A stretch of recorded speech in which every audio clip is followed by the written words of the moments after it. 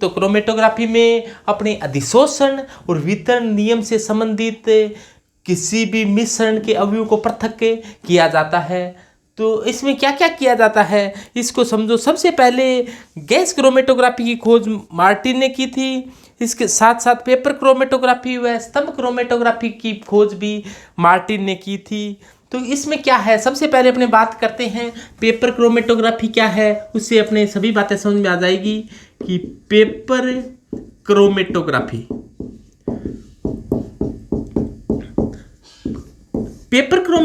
में क्या होता है, एक वाटमैन फिल्टर पेपर काम में लिया जाता है। ये रहा वाटमैन फिल्टर पेपर।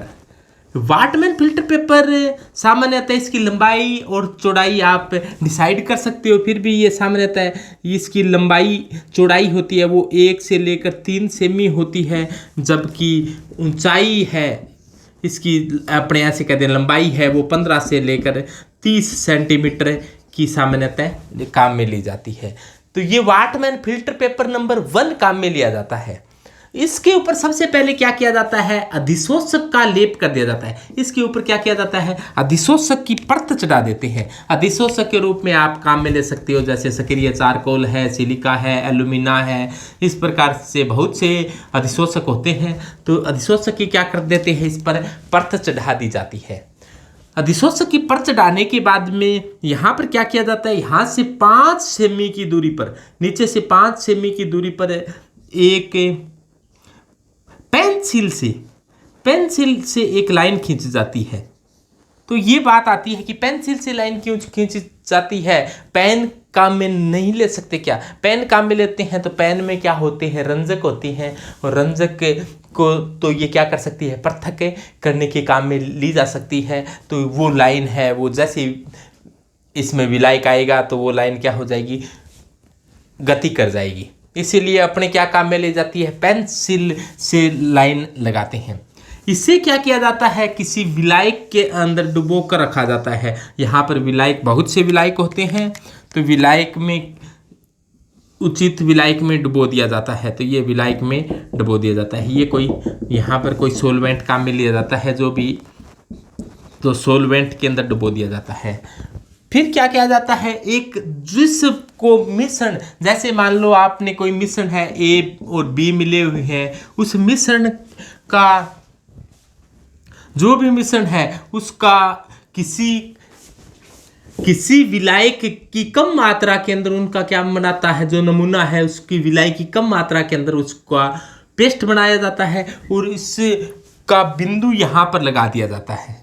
बिंदु लगाने के बाद में क्या होता है कि जैसे ही जो विलायक है वो ऊपर चढ़ता है, कौन से आसंजक और संसंजक बलों की सहायता से ऊपर, जैसे जैसे ऊपर चढ़ेगा, जैसे जैसे विलायक के अणु ऊपर जाएंगे, ये नमूने का भी अणु है, नमूना है, वो भी क्या चढ़ेगा, ऊपर चढ़ेगा। कुछ समय के बाद में देखते हैं कि नमूना का जो बिंदु था वो यहाँ पहुँच गया है, यानी कि इसने दूरी तय कर ली है ए।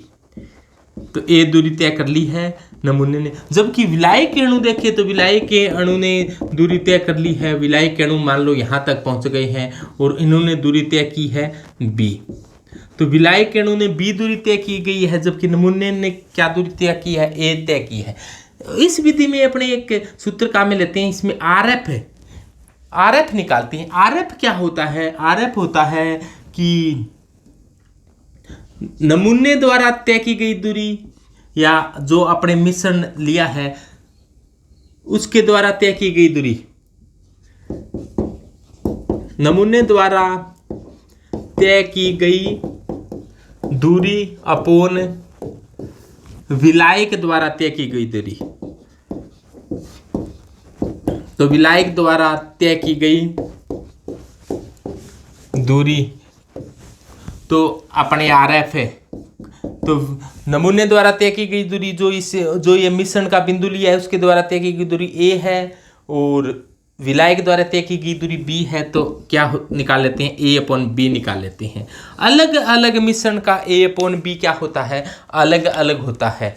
अलग अलग पदार्थों का अलग अलग होता है, लेकिन एक ही पदार्थ की आरएफ का मान एक ही आता है।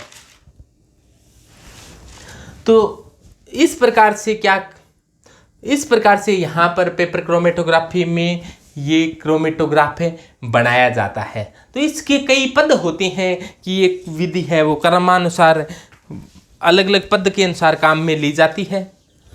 तो पेपर क्रोमेटोग्राफी में ये क्रम काम में लिया जाता है। पेपर क्रोमेटोग्राफी की बात नहीं, कोई भी क्रोमेटोग्राफी हो उसमें आपको ये पद काम में लेने होते हैं। सबसे पहला काम होता है फिल्टर पेपर का चुनाव। सामान्यतः filter paper Whatman filter paper number 1 काम में लिया जाता है। दूसरा है कि पदार्थ का विलीन बनाना। पदार्थ का विलीन बनाते समय ये सावधानी रखनी है कि इसको पदार्थ को या नमूने को कम मात्रा में, जो नमूने को विलायक की कम मात्रा में घोलना है होता है, विलायक की कम मात्रा में घोलना होता है। इसके बाद में इसका जो विलीन बनाने में विलायक की कम मात्रा में घोलना होता है, ये सावधानी आपको बरतनी होगी। इसके पश्चात नमूने को फिल्टर पेपर पर बिंदुवत के रूप में लगाना। तो ये नमूने को फिल्टर पेपर पर बिंदु के रूप में लगाने के लिए यहाँ पर लगा दिया जाता है। लगाते समय ये ध्यान रखा जाता है कि ये नमूना है ये ज़्यादा पतला नहीं बन जाए, यानी कि ये विलियन के रूप में नहीं बन जाए, यानी ज़्यादा तनु नहीं हो जाए। ये अपने लगाया नमूना फैल ही गया, यानी कि इसका पेस्ट के रूप में ही होना चाहिए, विलियन के रूप में, यानी कि तनुता कम होनी चाहिए। नमूने को फिल्टर पेपर पर बिंदु के रूप में लगा दिया। लगाने के बाद में अपने हेयर ड्रायर, जो अपने हेयर ड्रायर का मतलब, जब आप देखा होगा नाई की दुकान पर अपनी कटिंग वगैरह कराते हैं तो वो अपने हेयर स्टाइल को सेट करने के लिए जो हेयर ड्रायर काम में लिया जाता है, कई अपने घरों में भी हेयर ड्रायर काम में लेते हैं, या मशीनों की सफाई वगैरह करने के लिए कई हेयर ड्रायर काम में लेते हैं। तो इसी प्रकार से हेयर ड्रायर की सहायता से इसको सुखा लेना है। तो इसके ऊपर अधिशोषक की परत चढ़ा दी जाती है, साथ के साथ ये नमूना का लगाने के बाद में इसको सुखा लेना है अच्छे तरीके से। इसके बाद में विलायक का चुनाव। ये विलायक है, ये सोलवेंट है, विलायक है। तो ये विलायक का चुनाव बड़ा ही सावधानी पूर्वक करना चाहिए कि विलायक के चुनाव में ये भी ऊपर चले, साथ के साथ विलायक भी इस अधिशोषक के साथ, अधिशोषक को भी विलायक है उसके साथ आसंजक बल लग रही हो, यानी कि विलायक व अधिशोषक के बीच में आसंजक बल लगने चाहिए। आसंजक बल कई बार कम लगते हैं, कम लगने के लिए इसमें थोड़ा सा मिला दिया जाता है स्टार्च। स्टार्च क्या करता है, एक बंधक का काम करता है, बांधने का काम करता है, यानी कि इसको जैसे ये ऊपर नहीं चढ़ रहा है तो ये धीरे धीरे बांधने का काम करता है ताकि ये ऊपर चला जाए। तो ये विलायक का चुनाव। इसके बाद में क्रोमेटोग्राम का विकास, इसको इस प्रकार से रख दिया जाता है। रखने के बाद में ये देखो यहाँ से 5 सेमी की दूरी पर पेंसिल की लाइन खींची थी, तो इस पेंसिल की लाइन, ये 5 सेमी की जरूरी नहीं, आप 2-3 सेमी पर भी खींच सकते हो। ये 5 सेमी की बजाय आप 2-3 सेमी भी खींच सकते हो, लेकिन आपके ऐसा नहीं कि कभी 2 सेमी खींची कभी 3 सेमी खींची, तो इससे आपको भ्रम की स्थिति उत्पन्न हो सकती है। इसीलिए आप डिसाइड कर लो कि हमको 5 सेमी पर ही खींचना है, तो 5 सेमी पर ही खींच लिया। तो इसको इस प्रकार से व्यवस्थित कर रख देते हैं। तो कुछ समय के बाद में देखोगे कि क्रोमेटोग्राम का विकास है हो जाएगा।